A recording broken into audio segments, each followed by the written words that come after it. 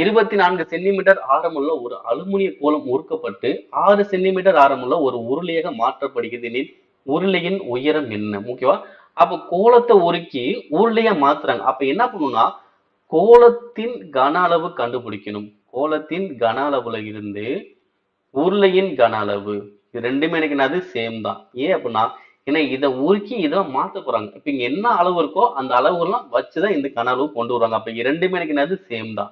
இப்ப கோளத்தின் கன அளவு ஃபார்முலா என்னது 4/3/r3. இப்ப உருளையின் கன அளவு என்னது by r²h. ஓகேங்களா? இங்க இந்த கோளத்தின் ஆரமும் வேற உருளைக்கு ஆரமும் வேற. ஓகேங்களா? ஆனா பையோட மதிப்பு சேம் தான். இங்க 22 பை தான், இங்க 22 பை. நம்ம பை கேன்சல்.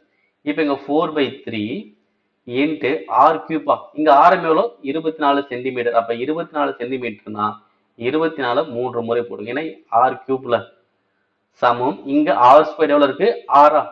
அப்ப ஆறு இன்ட்டு 6 இன்ட்டு ஹச். ஏன்னா உருளையில வந்து பாத்தீங்கன்னா ஆரம் தான் இருக்கும், உயரம் எனக்கு தெரியாது. ஆரம் வந்து 6. அப்ப 6 2 முறை போட்டுக்கிட்டாச்சு. இப்ப அடிங்க 4 3 3 8 3 24.